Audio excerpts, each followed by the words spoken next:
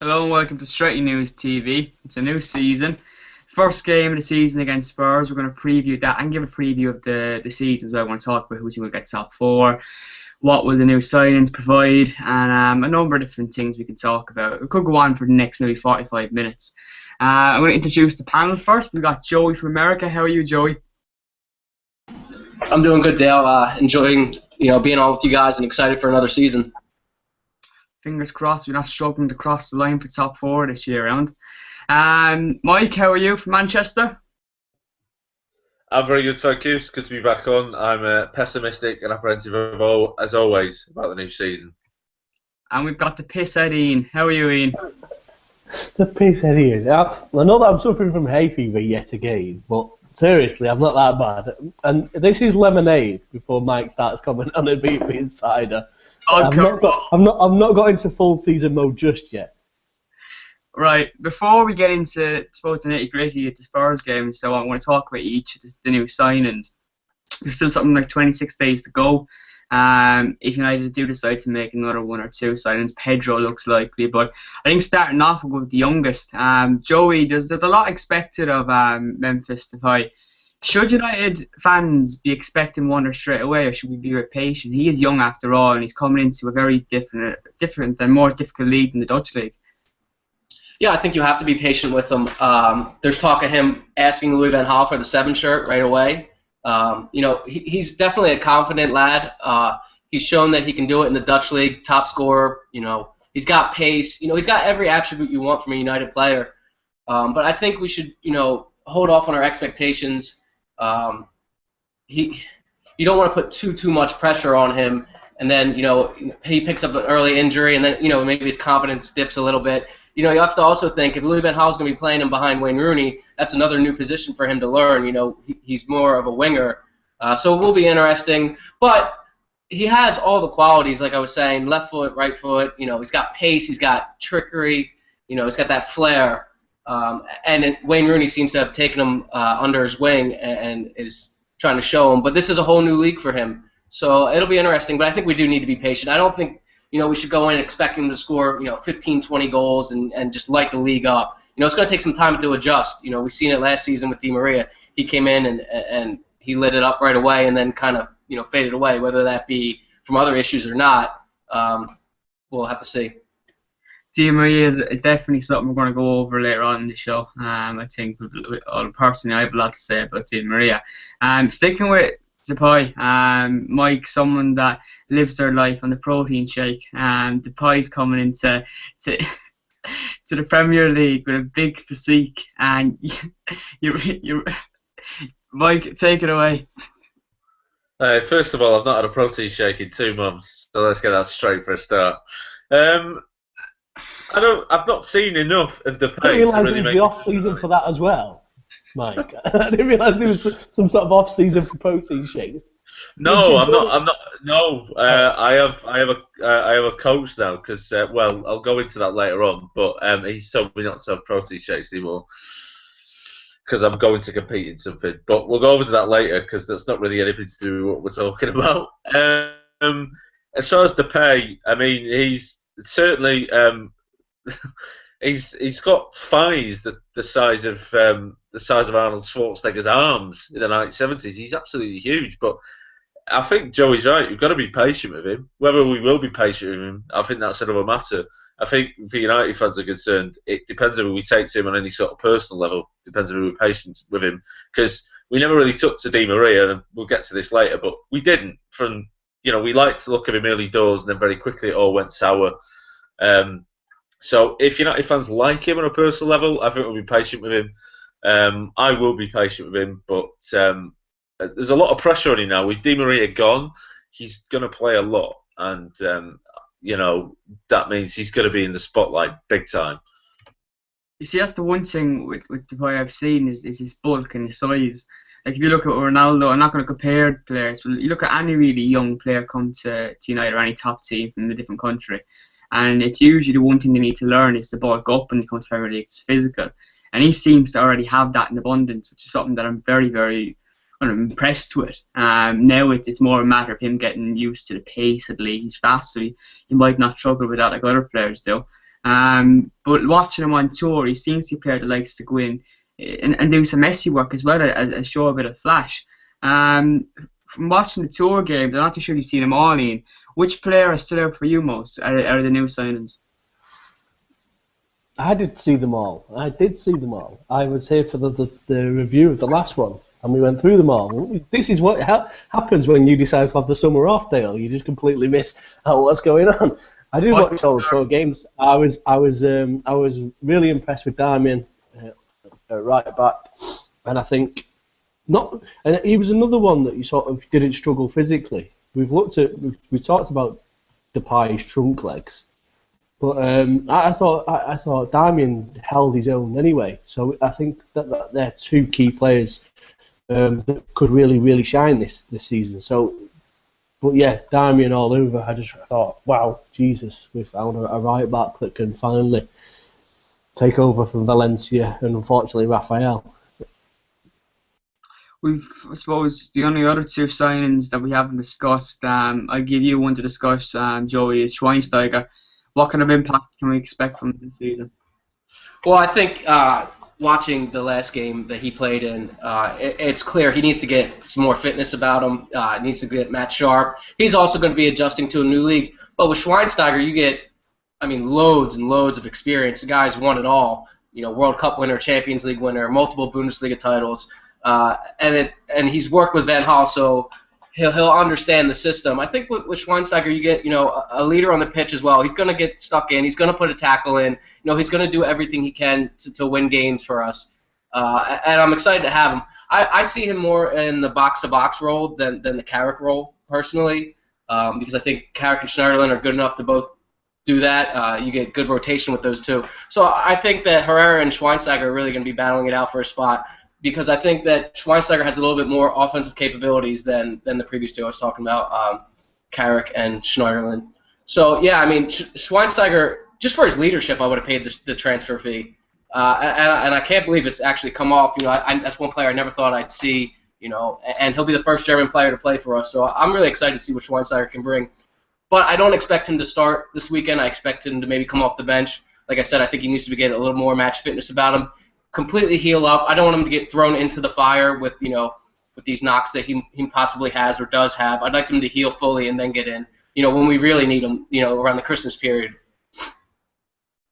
And Mike, excited about seeing Schneiderlin. The last few times he played at Old Trafford, he gave some sterling performances. Yeah, well, the last time I was actually on the show, which is back maybe beginning of the summer, I said his name came up, and I said he was a guy that we absolutely had to get, and I'm delighted we got him. I think he's a brilliant player. Actually, just to counter Joey's point, I actually think it's more likely Schneiderlin, maybe more of the box-to-box player. He can certainly get forward. He's just a fantastic athlete. He'll make the biggest impact as well early on because his experience in the Premier League. I don't think he's going to have much of an issue adjusting. I think mentally he's ready to play for a really big club as well, and we're going to need him. I don't see Carrick playing. I see him playing a bit, but not as often as maybe has been implied earlier. Just his fitness, he's been getting increasingly more injured, more serious injuries over the last few years. So I think he'll be in and out. Carrick will be safe for the bigger games, I feel. I think for the other games, you'll see Schneiderlin. I wouldn't be surprised if Herrera actually started this weekend, even though Van Gaal seems to have some sort of blind. I don't know why.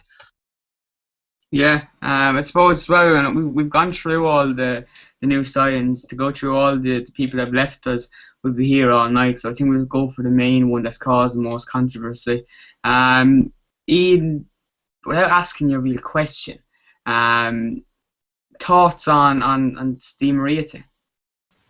Without asking me a real question. No, it's not a deep question. Well, I'm not going to get my personal feelings out and drag them across, across the internet for you. It's some sort of really deep hatred. I'm not going to turn into Surge at some point. Right. Give us your thoughts on how you feel about the way this whole saga is shaping up. He had a shit season after his injury at Leicester. He never looked interested.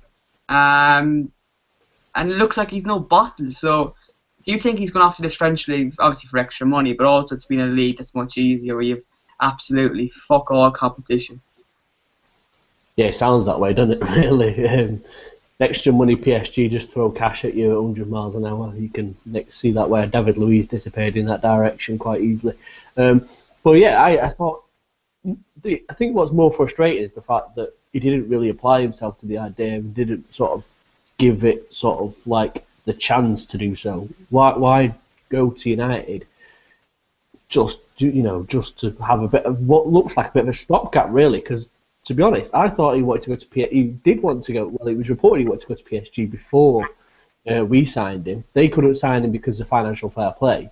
Now, was it his agent that sort of put it on him to sort of move then rather than stay another season where he was going to fight for competition with places at Madrid with Ronaldo and Bale? I don't know, but that would have been would have made more sense to me as a footballer. You'd rather sit on Real Madrid's bench and get your opportunities at some point up there.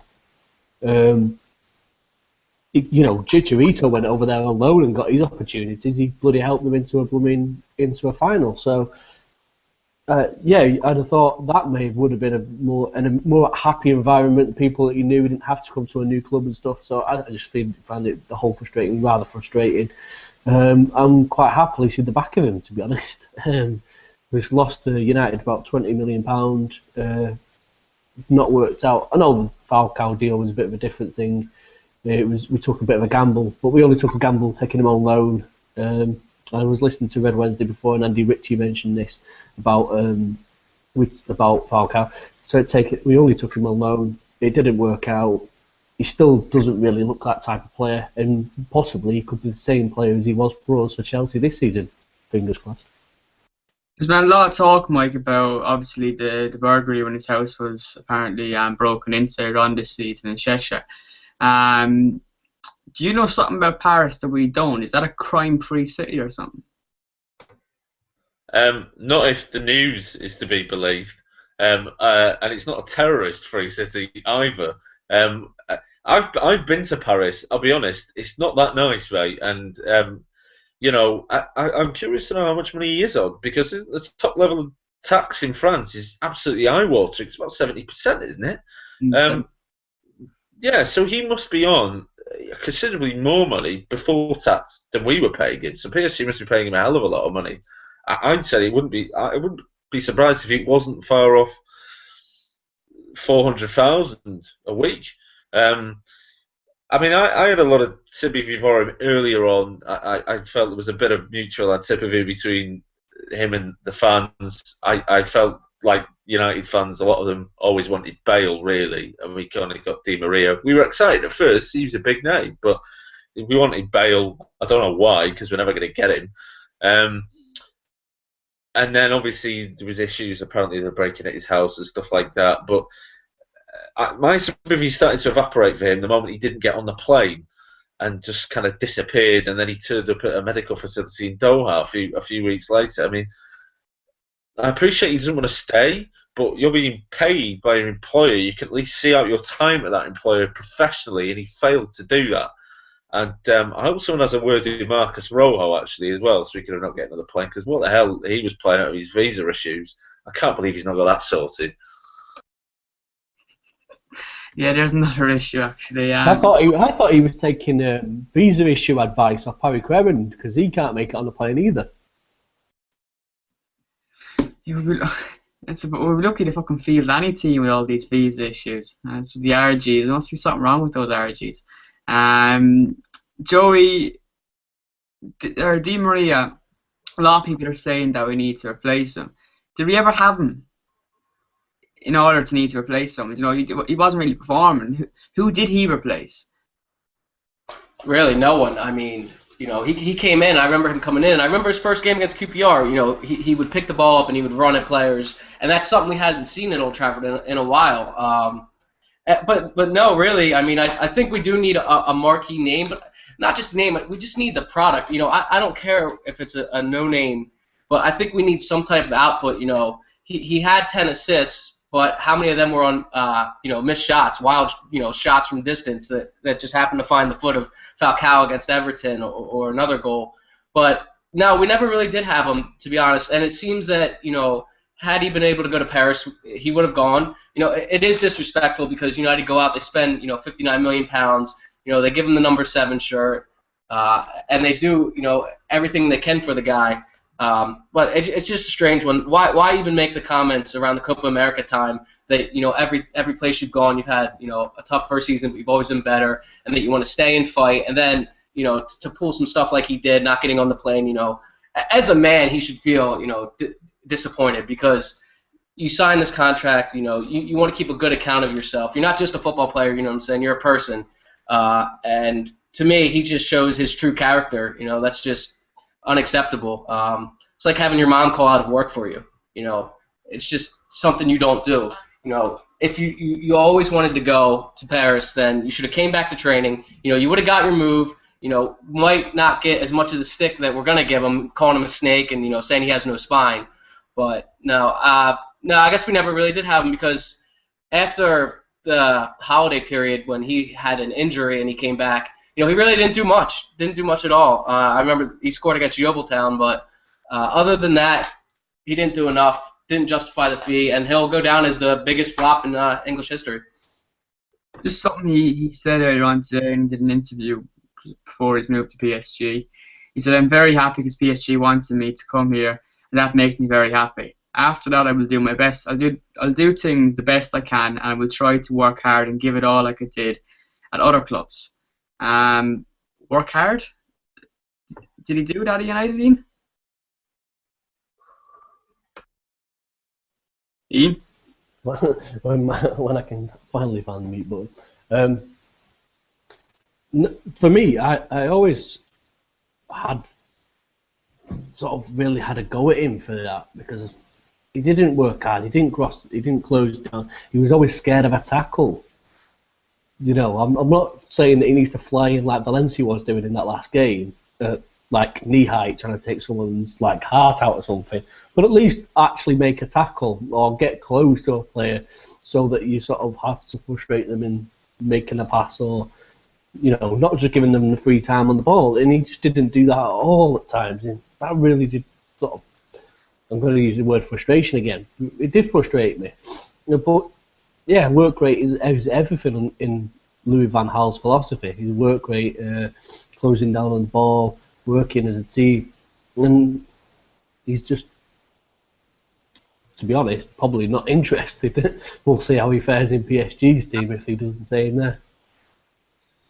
Yeah, so moving on before we go into the match preview, I'm going to ask you all your top 4 prediction for next season. I know it's early, but that's why we're doing the season preview so we can all come back and watch it in May. Joey, your top 4 prediction? All right. Right now, top 4 prediction, if there's no other signings made. 4th, City. 3rd, United. Arsenal 2nd. Chelsea 1st. But I mean, anything can happen, and I think all the clubs that I just named will make a signing or two. Obviously we have Pedro coming in, but I think Chelsea might struggle because when you're at the top, you have to strengthen, and I don't think they've strengthened enough. So that could change in an instant. That top 4. Mike? Mine's pretty much the same order as Joey's, though I'm a little bit uncertain about what order United and City are going to come in. I mean, I would say us 3rd and them 4th, but it depends what Manchester City turn up, because it seems to be they have one good season and one bad season. If they decide to have a good season, there's a very good chance City will probably finish 2nd because they've got enough quality to do so. After all the signs, Chelsea will. Sorry, go ahead. No, it's all right, mate. You were going to say something about Liverpool, and I'm going to have a laugh. So can you see them pushing the barrier at all for top 4? No, I actually think Tottenham will do better than them this season. They've got a settled side. They've done some pretty intelligent business, actually. They've only signed 3 players, but they were players they all needed. They got rid of Derek Wood. The fact that they've operated in this transfer window, how they've never operated in any other transfer window, means I think they'll do quite well. But we don't need to say any more about Liverpool, do we? I was going to say, yeah, I think Chelsea will finish 1st by quite a distance. I don't think they had to improve that much. If you look at the other sides in the top four, I still think Arsenal lacking a centre forward, and they're lacking a centre midfielder. Funnily enough, they should have gone for the centre midfielder that we bought, is Snyderlin. I couldn't understand that. City is a bit unpredictable. They're still well short. The problem that I would say United and City both have is they're well short defensively. Of the required quality. Company's quality on his day, but he's not been on his day for about 2 years now. So, yeah, and I think we're a bit short actually going forward as well. We just lack a little bit of pace and trickery. I know we talk about the pay, but someone else who just offers a little bit of something extra going forward, we don't have it. Still got Lionel Evans, so we're all right. Your top four. Lionel Evans, is he going alongside Mike Smalling and fucking Roger Shaw and whoever else has got named? Just make them all up. Top four, yeah, definitely. I think the top four's not an aim. I think top two's an aim. Top I'm asking for your top four. We're definitely. Oh, you're asking for me top four. Oh, why do we have to speak about the rest? Fuck the rest. Where do you see United finishing? Right, let's go for this. United are going second, Chelsea first, Arsenal third, and City fourth. I'm hoping that fucking Liverpool end up in the relegation zone somewhere. next to Sunderland. I think Chelsea are going to win it, Arsenal second, United third, and I'd say City fourth, but I do think Liverpool could push them. It just depends on the opening fixture. Liverpool got a few tough fixtures to start. And if they struggle there, Brendan Rodgers could be in trouble. But to be honest, it's not really a preview about them. We've played a few weeks, so we can worry about it then. Is there anything you want to say before we go into the match preview? Anything about the season you want to touch on? Any players you expect to surprise, or any of the new teams in the championship you expect to work a few wonders? There's a point that I've seen about Bournemouth. I can't remember if it was today or yesterday they said this, that they was aiming for the top 10. I was like, Jesus Christ. I know that teams can start off really well in this league. We've seen it with Blackpool, we've seen it with other teams before. But I thought, don't start putting your eggs in one basket or you're going to get shot down quite quickly. That's the top 10 with the table upside down. But I just thought, you can't come out and make bold statements like that unless you can actually back it up. And there's a team that's just come up, and I know that this sort of romance of what Bournemouth have done over the past couple of years is quite decent, but let's not go OTT on it just yet. I'd like to see what happens with Bournemouth halfway through the season. If they're in the top 10, then I'll sort of probably try eating this T-shirt because there's not much of it left, to be honest. But I just can't see them getting that, everyone. Remember what he just said. This is not as worse as blooming. If Evans still goes for 10 million, I'm going to have Steve for that tattoo on his ass. But yeah, this T-shirt's fine. But yeah, I just can't see them coming out of the bottom three, to be honest. But I thought that was quite a bizarre one. I'd like to see Tottenham disappear down the ranks somewhere, but that doesn't happen either. Joey, first game of the season against Spurs this weekend, and the early kick-off. I suppose it's always a big game, home or away. We had a great result against them last season. They kind of turned our season around towards the end. We had a good run of wins and performances. Do you think it's better playing them early on the season, or is it a bit early to kind of say, well, we're going to run over them like we did last year? Well, usually when two top teams play early in the season, it tends to disappoint. But their preseason, I mean, they're playing today. And now I've heard that they tried to get on a plane tonight, but that's been delayed 24 hours, and they're only going to be in London for 24 hours before they go to Manchester. So I think we're playing them at a great time. I don't think they've strengthened enough. I think Toby Alderweireld is a great signing for them. But I think the fatigue, the traveling, I think that this is a great time to play them. I'm expecting a win.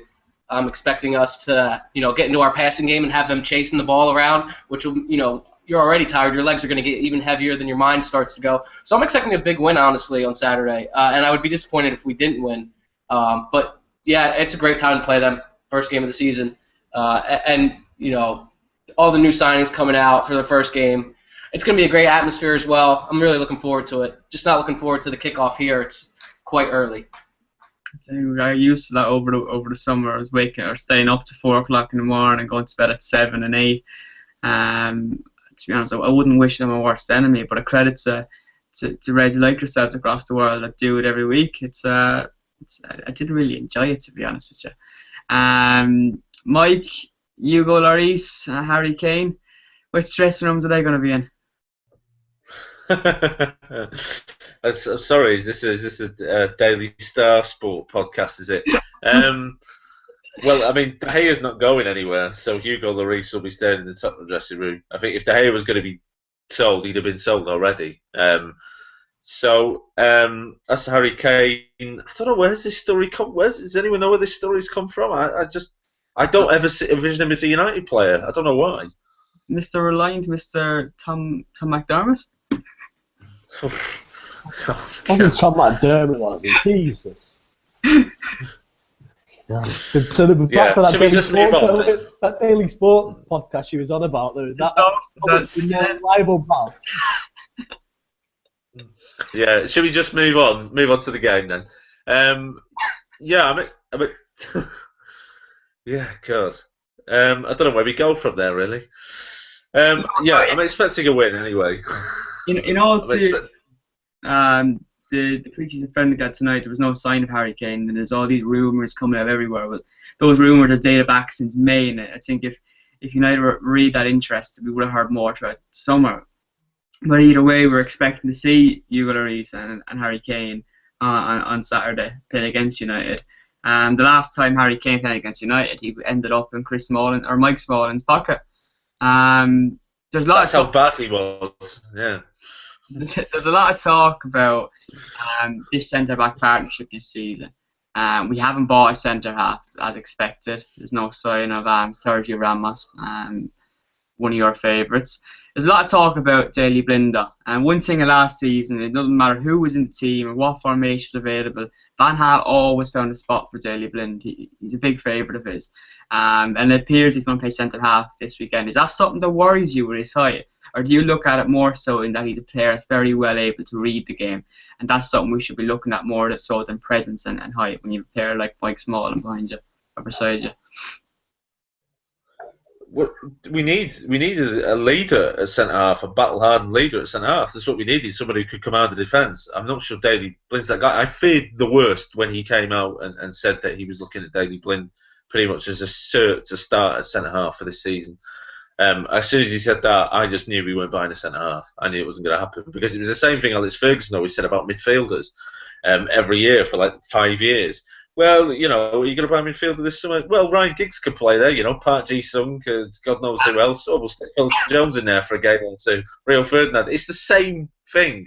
Can we just... It's not just us, well, by the way. Yeah, God, yeah. Is there anyone else I forgot?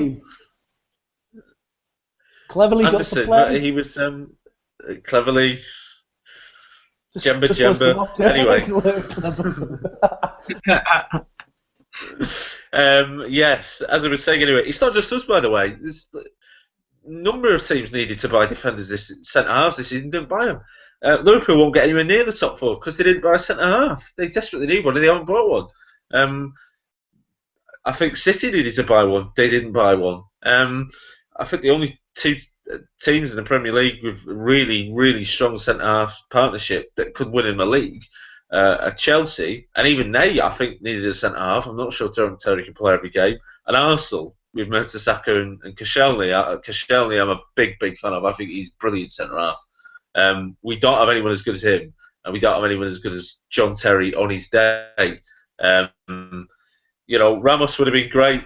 I don't know why we weren't interested in Otamendi, but you know, we just have to leave it be. Maybe they saw something and decided, no, it's not for us. But we definitely needed one. We haven't bought one. Ian, a lot of talk about 4-3-3. Who's going to start on Saturday? Your starting 11, please. How many trees was that? 4-3-3. 4-3-3. 2 trees and a turd. Starting 11 would be, for me, De Gea, And there was another point. What if that happens if De Gea is supposed to be going? Well, stick him in the squad anyway. He's going to drop De Gea this weekend for that new goalkeeper. Yeah, but right. So if you drop the keeper, what happens the next day in the press? They would go absolutely ape mental with the idea that he was going. It just surround the club with all speculation, which is what you don't need after the first game of the season. What you do need is to get a good win under your belt and let the press run with that good win to start the season off, especially after the end of last season. So, yeah, forget the idea of dropping De Gea, even if he is going at the end of the day. So, for De Gea, Darmian at right back, Smalling, I can't do with Phil Jones at any time, even if he has not played as much as he should be doing or whatever. Me neither. Smalling. Yeah, well, we'll get to yours in a minute, Mike, because yours will be pretty similar to mine, I've got a feeling. I'm not saying I like the idea of Daley Blind there, but I think Daley Blind's been put at centre-back because he can play out from the back. And on top of that, we've got no Rojo at the moment because he's not match fit. Luke Shaw, on that run of form that he's come into, needs to keep that up. I'd like to see him there. Mata with Sneijderlin and Carrick in the centre midfield with Depay and Rooney and Young out wide. I think we've got to play 4-4-2 in actual fact. Or a mixture of the two. 4-2-3-1. Whatever formation you want to add to it. Joey, you're starting 11. There's a lot of talk.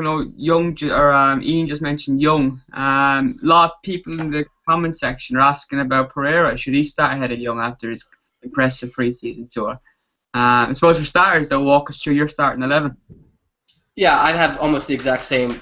I'm going with what I think Van Gaal would play, and it was De Gea 4-2-3-1, Darmian, Smalling, Blind, Shaw, Sneijderlin, Carrick as the midfield, Mata out wide, Depay behind the striker. I put Young in, and then Rooney as the striker. Pereira had a great preseason, and we actually talked about him as one of our players we were most impressed with on the tour in the last video. I was really impressed with how he got up and down, the wing. I was really impressed with his crossing. I think he can cross the ball very well, and it had some pace on it, a few of them. He scored a couple goals. For me, I don't think you can start him right away. I think you got to go with the experience. And Young had a pretty good game last season against Spurs. That was the start of his good form. For that, actually, it was the whole team's good form, but specifically Ashley Young. But I think Pereira can come off the bench in this game if we need an impact. He could be an impact sub, similar to how Januzaj could be. So I think that Pereira and Januzaj will fight for that impact sub position, to come off the bench, be one of the first ones when you need a goal or you need to change it up, you need some excitement. But for me, Young's got to start. Mike, you're starting 11? Yeah, it's pretty much going to be the same. I would not entirely happy with it. I think Herrera probably deserves to play. And I'm not entirely happy with Young being in there either. I mean, everyone says how great he was last season, but even in his best ever United season, he still produced less than Di Maria when he wasn't even trying. I'm not a massive fan of Young. I don't think he's particularly great. But the rest of it, yeah, I can't argue. I know I made a jibe at Chris Smalling before, but I actually think he did really well the second half of last season. He improved enormously. And I thought there was some of the bigger games where he played well. He was a big part of that. He was very assured at the back. He looked like he'd improved his ability on the ball. I think his positioning was very, very good. That's what puts him over the top ahead of Phil Jones. Phil Jones always gets caught out of position, hence why he's always making last-ditch tackles of his head. Whereas Chris Smalling doesn't get caught out so much. I think he's a good bet long term. It'd be nice if you had someone beside him who was, more experienced, but we'll just make with it what it is. It's not a bad team by any stretch of the imagination, but there's one or two things that I'd like to see in there. But listen, Van Gaal's seen a lot more than I have, and predicting this starting 11 is basically all about trying to get into the mind of Louis Van Gaal, and I don't think the entire team of the world's best psychoanalysts could manage to do that. That's why I'm not bothering. I'm going to move on. So scoreline predictions, first game of the season. It's difficult when it's the first game because you don't know how strong Spurs are going to be coming in after tonight's pre-season game. The wait 24-hour delay to get to London, then they'll be up to Manchester. And with not much rest, so it's difficult to know what kind of state of mind they'll be going into the game. How they've been on tour, I don't know. I haven't been looking up the results. I don't particularly care. And United have, even though they suffered a defeat against PSG on tour, I think that was more so because the constant travelling had to catch up with the players. But you have to say, watching all the games on tour, that they were solid. But then saying that, last season they were solid too on pre-season tour. They came back and there's some results then that were quite bizarre when you consider some of the good wins we had on tour. But anyway, just goes to show you pre-season tours mean very, very little. I said it a number of times in the blog throughout the tour that it was more so about keeping the players fit and having to come back without injuries rather than these wins against Barcelona and stuff. But thankfully, we came all with little to no injuries. Joey, I'll go to you first before we wrap it up. Your scoreline prediction. Yeah, I think it's going to be 3-1. I'm expecting, like I said, a big game from us. I would think Rooney's going to get a brace. Mata will get the other one. And Rooney getting off the mark early will be good for us, especially if they're not going to go out and buy another striker, because we'll be relying heavily on him. But yeah, I expect a dominant performance. Like I said, they're going to be so tired. I feel that we have a good quality team, a good quality midfield that can pass the ball around. Most of them are all comfortable on the ball. So yeah, I think it's going to be a good win for us. Ian, scoreline prediction? 4-0. What? 4-0. 4-0 United. 4-0 United. Well, it's going to be 4-0 Spurs, isn't it? Harry Kane seems to have disappeared. He's doing a Di Maria. And he's probably going to just wander into Max Molly's back pocket again. So, yeah, I think I'm going to go with Joey's idea that it would be nice to see Rooney get a goal quite early on, set him on the way. It'd be great to see Depay score. Even give Carrick a goal. He loves scoring against Spurs at times. Mike? I'm going to say 2-1. I think Spurs will give us a half-decent game, actually. I think we'll play well, though. I think it'll be a close game. I think you're right to say pre-season's no indication of what you're actually going to do during the season. What I would say the difference between last season is that the manager and the new players, and some of the players who maybe didn't settle early on last season, have had a full pre-season this time. So I think we'll be a hell of a lot more ready. It seems like we're more ready this year than we were last year. Last year it was all just kind of thrown together at the last minute. I'm going to go for a 2-0 win. I'm hoping for a clean sheet to start the season well. I do think, depending on it doesn't really matter depending, because we've so many new midfield signings, we've so many options to play, but I do think the likes of Schneiderlin is going to really help us defensively. I know we haven't signed a centre-back. We've improved at right back, and Luke Shaw seems to be that step ahead this season. He seems to, like last year, I think he struggled come to terms that he was with at a club like Manchester United. He had problems with his fitness and so on. And then on holiday this year, Januzaj brought a fitness coach, and that was his own doing. Things like that really stand to me as a player that really wants to improve. He has the opportunity to be Manchester United's fullback for 10 years or whatever, because he's so young, and the fact that he's putting in that extra work, I think we're really going to see the benefit of that this season. So I think we will get a clean sheet. I think the likes of Schneiderlin, either Carrick or Schweinsteiger, they're really going to help in front of that defence, because it was in the last few years, even when before Fergie retired, and we were calling out for midfielders, it didn't matter who we played. We could have played Sunderland and they were walking over as midfield. We're so easy to break through. You're going to see a difference there. And to be honest, as we've seen last season with Chris Smalling, at the end, he seemed to be coming into his own. When I interviewed Gary Neville in January, he spoke about Jonesy and Smalling and Luke Shaw, and saying just what they needed was a break from injuries and just plenty of playing time, and they'll start forming into the players that we know they can be. And we've seen that with Smalling, and I'm hoping now with less pressure put on the defence, you're going to see Jonesy put in less stupid tackles, hopefully, and hopefully he can mature, because I think people looking back at old games with Steve Bruce was quite guilty of jumping into tackles that he didn't have to make either. There's some defenders like that, and it's something that Rio Ferdinand, for example, was a masterclass at. He knew when to dive in. He knew when, you never seen Rio until the end of his career come away with stupid injuries. It's all about maturing. I think as the season goes on and we define what our midfield shape is, you're going to see defence with less pressure, and I'm hoping that you see the better of Small and Jonesy. So I'm going to go for a clean sheet, a 2-0 win. I want to thank all the panel for coming on.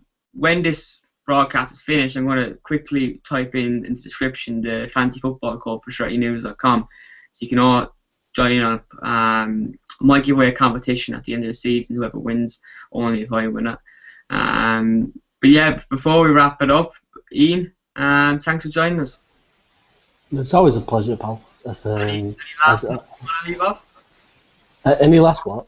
Any note? Any side notes you want to? I was just popping through Tinder, but yeah, mainly because you were rambling on about 2-0 win from something or other. But I think my side note would be, as Phil Jones found out where Ibrahimovic went from that second goal during that, because he's gormless, isn't he, at times? You just never have a clue where he is. So yeah, that's my side note for tonight. And then 4-0 weekend. Can't wait to get back in Old Trafford. Some great atmosphere, great beer, and loads of banter. Where are you sitting? I'm going to sit in my seat. No, I'm not going to stand on my seat. And actually, I'm going to cross in it this year. I'm going to stand. Where's that? It's in a stand called J. And you may have heard of it. I knew he was going to try and That's get another me into my J stand. we have a deal with Ian, and we're going to run it throughout the whole season. And every time he says J stand, he owes me £1. I don't think this is going to happen. We're clocking up to about £80 right now. Every sentence. £80. He started it for one. Now, Joey, any side note before we leave? Mr. J Stan needs to button it. No, just excited. I get to back, my regular routines again when United play, and I'm looking forward to being on with you on Wednesdays, doing cup things, Champions League things, some exciting things ahead for the season. I'm looking forward to it. Fantastic, me too. Mike, Mr. Protein. Yes, if Ian was saying that Kane's done a Di Maria, does that mean when Di Maria turned up at a medical centre in Doha, is Harry Kane's going to turn up at a medical centre in Limerick? Is that what's going to happen? I hope so. That would be great. Very good, very good. Turn up at the local A&E. I don't know. Alright, and that's it for tonight's show. Make sure you subscribe, you like the video, you leave a comment when we get back to you. There will be a fancy football code, make sure you join. If you have any questions as well, we'll answer them. And we'll be back now first thing Sunday night. Is that when we're back in? Yes, we're back Sunday night for the. Well, I'm actually bringing back Stretty News for the third time lucky. So yeah, Sunday night, every Sunday, 9 o'clock. Make sure you're on. Got a superb lineup, hosted by the one and only Eva Turner. So that's a good starting point, I suppose. And you'll have the whole roundup of the weekend's action from there. Fantastic. And you'll see my mug again next Wednesday night at the same time. Thanks for listening, and we'll see you again soon. Come on, you Reds.